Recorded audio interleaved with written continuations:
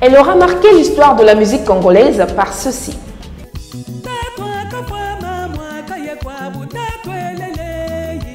Et parfois comme ça.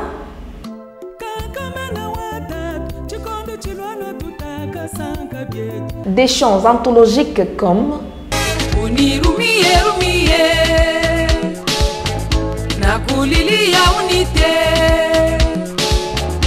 Et de vous et moi, quelle est la chanson de Tchalamona qui vous a beaucoup plus marqué?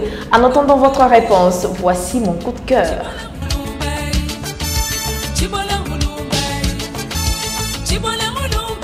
Vous suivez 15 minutes le mag, de partout où vous nous suivez, nous vous disons bienvenue.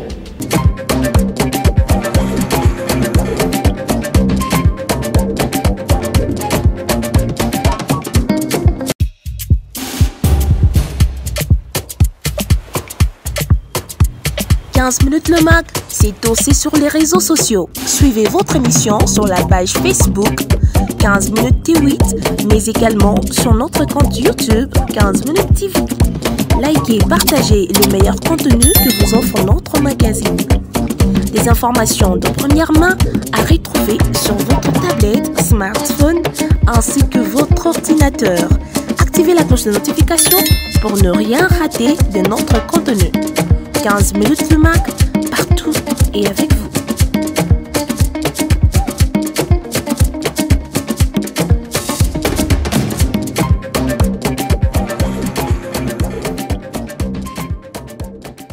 Un état des lieux des infrastructures routières dans la montagneuse ville de Likasi, et tel est l'objet principal de la visite d'inspection du patron des ITPR en province, Eric Sakuyema Lukwesa. Reportage.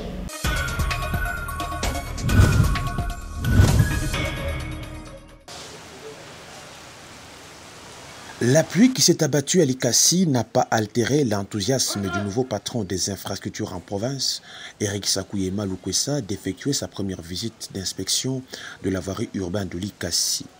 Présentation des civilités et salutations des membres du conseil urbain de sécurité, avec à la tête Madame le maire adjoint Brigitte Pondomonga. Trêve des protocoles, que l'inspection des travaux dans la ville de Likasi commence. Le cap est mis sur la route Lubumbashi. Ici, le ministre reçoit les explications sur l'état d'avancement des travaux, qui peu à peu touchent à leur fin.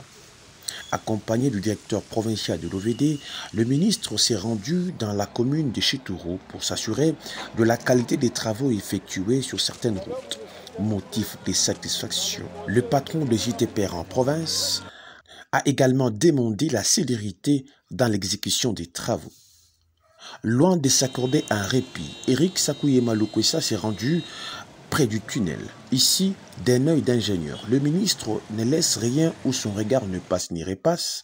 Il a instruit sur place à l'OVD à s'impliquer dans l'assainissement de cet espace pour éviter les stagnations des eaux, avant de poursuivre sa visite d'inspection marathon à la route des contournements. Ici, tout est mis en œuvre pour respecter le délai d'exécution de cet ouvrage.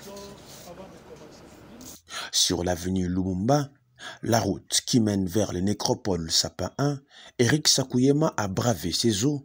L'impraticabilité de cette route laisse à désirer.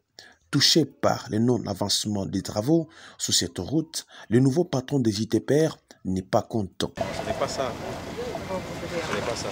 Ce n'est pas comme ça que nous sommes entendus. Là, on a dit qu'il faut commencer les travaux, on devait voir les engins, on devait voir le rechargement, on devait voir les matériaux, on devait commencer à voir ça. Une route impraticable, il y a lieu de délocaliser ces postes de péage. Le gouverneur a préféré que le péage qui se trouve au niveau de Sapin soit délocalisé parce qu'il n'est pas normal que l'on puisse faire payer le péage dans les conditions où l'état de la route n'est pas bonne. Donc c'est comme ça que le gouverneur a demandé qu'on délocalise le péage afin que les travaux commencent et que ça puisse se terminer le plus tôt, afin que les engins lourds qui sont généralement qui passent sur la route Sapin. L'un des warriors du gouvernement provincial du Katanga, dirigé de main de maître par Jacques Kaboula Katoué, et sa suite s'est rendu dans la commune de Panda, où un pont moderne est en construction et dont les travaux sont en cours. L'envoyé du gouverneur, Jacques Yaboula Katoué, a voulu se rassurer de la qualité de l'ouvrage. Ces ponts, des fortunes laissées par la civilisation, va laisser place à un chef-d'œuvre qui facilitera les échanges entre les entités. Les explications en elles-mêmes ne suffisent pas. Il faut voir. Sakouyema a personnellement bravé toute la route tracée dans les rocs pour avoir une vue panoramique des travaux sous cet axe. Je suis venu à Likassi pour évaluer les travaux qui se font à Likassi, les travaux qui se font sous la supervision de l'Office de voirie et drainage OVD et de l'Office des routes. Il y a des travaux dont l'évolution n'est pas bonne, où nous avons demandé que l'entrepreneur fasse des efforts pour que l'on puisse accélérer. Nous avons aussi constaté qu'il y a certaines avenues qui ne sont pas en bon état et qu'il faut des travaux intenses. Et le gouverneur de province nous a instruit pour que illico, nous puissions mettre tout en œuvre afin que les travaux reprennent et se terminent le plus tôt. Comme vous savez, nous sommes sur le pont Panda qui est déjà en mauvais état et que pour éviter des accidents, le gouvernement provincial avait déjà lancé les travaux d'un nouveau pont qui est déjà à 95% presque prêt. Alors nous sommes venus voir la faisabilité d'ouvrir le nouveau pont pour permettre à la population de l'utiliser. C'est ce qu'il fallait démontrer.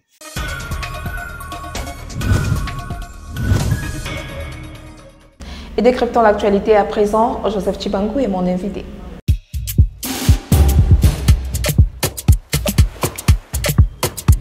15 minutes le MAC, c'est aussi sur les réseaux sociaux. Suivez votre émission sur la page Facebook 15 minutes T8, mais également sur notre compte YouTube 15 minutes TV. Likez, partagez le meilleur contenu que vous offre notre magazine. Des informations de première main à retrouver sur votre tablette, smartphone ainsi que votre ordinateur. Activez la cloche de notification pour ne rien rater de notre contenu. 15 minutes le MAC, partout et avec vous.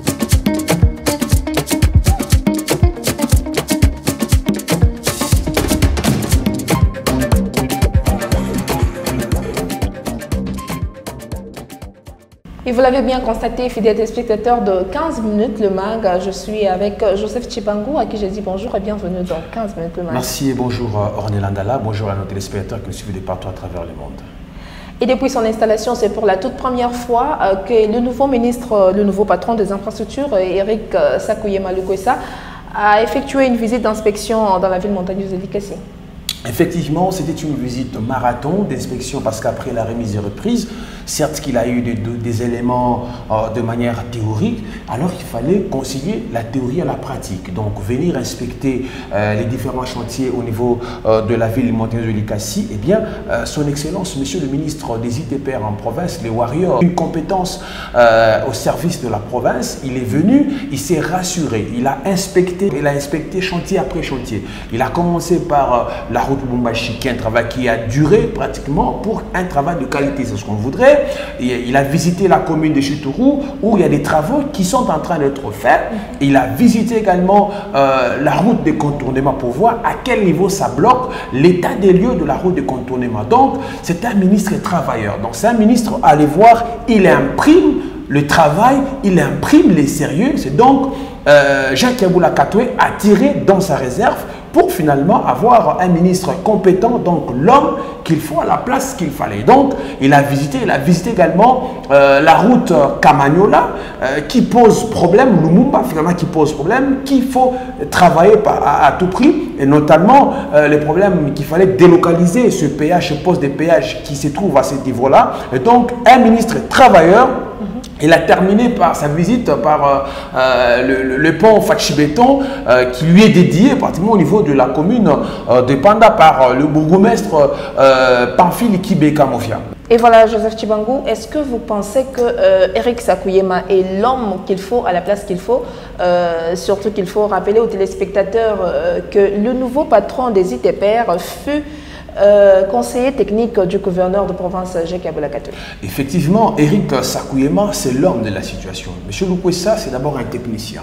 Il maîtrise les secteurs. C'est un ingénieur. Il maîtrise bien parce que souvent, il est des coutumes dans notre pays. Des fois, on va placer un avocat pour devenir ministre des ITPR ou de mettre un homme d'affaires au niveau des ITPR. Maintenant, on a placé un ingénieur. Donc, Jacques Aboulakatou joue un véritable tacticien. Donc, il manage convenablement son équipe, on le voit, et je pense que cette fois-ci, la population de la ville de Likasi ne va plus se plaindre parce que nous avons un ministre compétent, un ministre qui connaît les réalités routières de la ville de Likasi. D'ailleurs, pour preuve, il en a donné des orientations percutantes au directeur de l'OVD au niveau de la ville de Likasi. Il lui a dit, à tel endroit, il faut assainir l'environnement routier au niveau de la ville de Likasi. Il a posé des questions percutantes.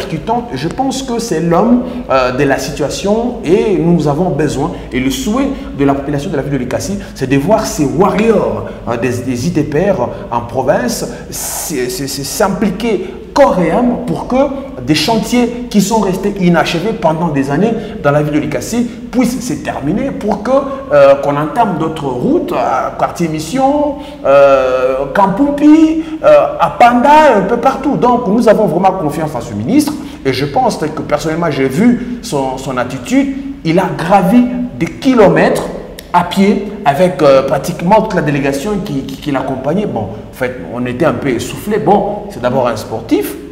Il est là. Eric Sakouyema, c'est quelqu'un qui prouve que c'est l'homme de terrain. Il n'a pas besoin de rester dans son bureau climatisé. Il a besoin d'être là où il y a la boue. Il a besoin d'être là où il y a la poussière. Et surtout qu'on a commencé sous une pluie battante. Exactement. Donc, c'est sur une pluie. Vous pouvez dire, comme il y a la pluie, je ne travaille pas. Il a travaillé sous la pluie. Donc, c'est quelque chose qu'il faudra vraiment encourager. Bravo au ministre des ITPR. Nous voulons, monsieur Eric, vous voir vraiment à l'œuvre pour que le gouvernement Dio Katanga continue à rayonner avec les leaderships de Jacques Aboulakatou. On veut voir que les choses avancent convenablement pour la province du Haut-Katanga et surtout pour la ville de Likasi parce que c'est là que nous sommes, c'est là que ça nous concerne, donc c'est très important.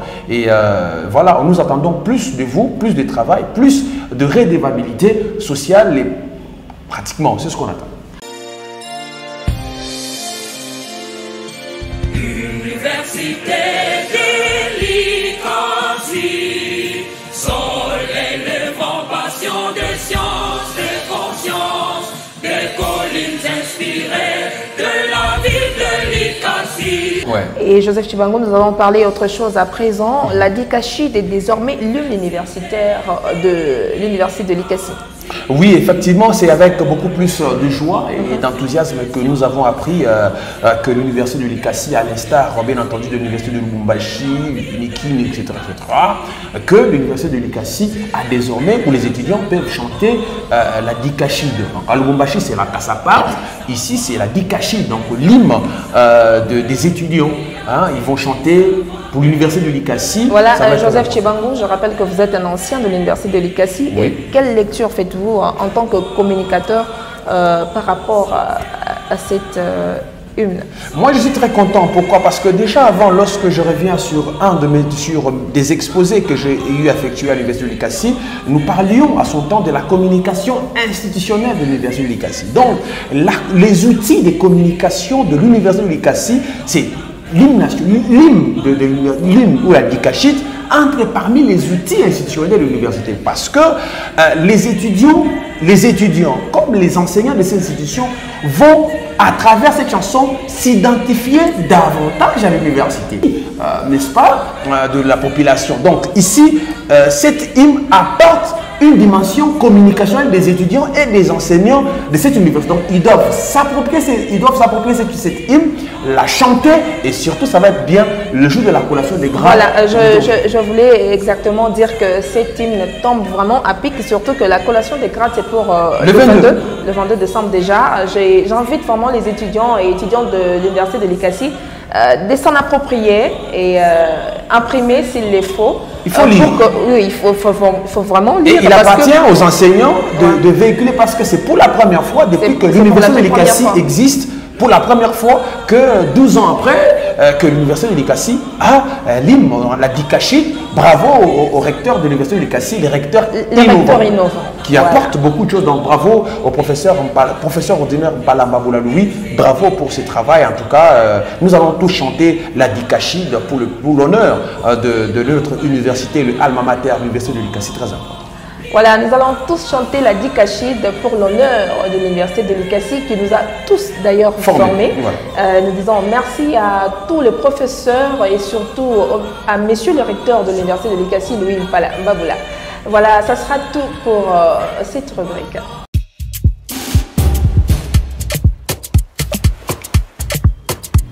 « 15 minutes le MAC », c'est aussi sur les réseaux sociaux. Suivez votre émission sur la page Facebook 15 minutes T8, mais également sur notre compte YouTube 15 minutes TV. Likez et partagez le meilleur contenu que vous offre notre magazine. Des informations de première main à retrouver sur votre tablette, smartphone ainsi que votre ordinateur. Activez la cloche de notification pour ne rien rater de notre contenu. 15 minutes le MAC, partout et avec vous.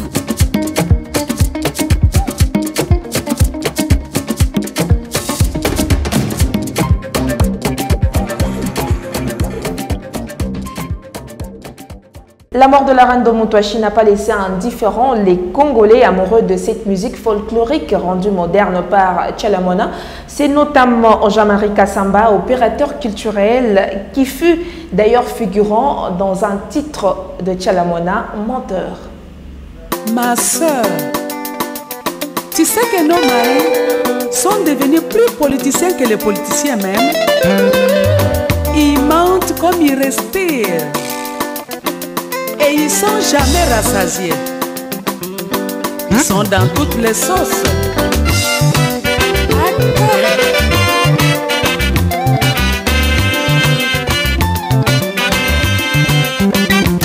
Tous les matins tu t'en vas pour revenir très tard. Tous les soirs tu es fatigué parce que tu as trop travaillé. Tu as eu trop. L'histoire d'une grande reine, l'icône nationale, panafricaine et internationale de la culture, de l'identité de notre pays et surtout celle du Kasaï, eh bien son histoire s'est arrêtée.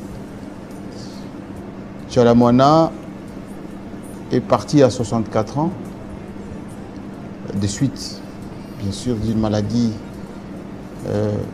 qu'on a diagnostiqué avec un peu de retard et qu'il a eu des complications ces dernières semaines. Mais c'est l'histoire de cette jeune femme du Kasaï, venue ici, née à Lubumbashi, venue ici à Kinshasa, commençant comme danseuse, puis qui a émigré en Côte d'Ivoire, est devenue l'identité de la musique nationale. Tchalamona, c'était tout le Congo, le Zaïre. Lorsque rien ne semblait être crédible pour le Zaïre d'antan, Tchalamona crédibilisait notre culture au Burkina, en Côte d'Ivoire, à Paris, sur toutes les grandes places internationales. Donc elle est partie après avoir rempli toute sa vie. Et la nation lui doit tout, pour ne pas dire, lui doit beaucoup de reconnaissance. Le monde pleure Tchalamona depuis ce matin. Et nous qui sommes ses proches, nous pleurons une sœur, une compatriote. Téléspectateurs de 15 minutes le MAC, ça sera tout pour aujourd'hui. Nous vous disons merci, merci à vous de nous faire confiance et merci de nous avoir suivis à travers le pays en République démocratique du Congo.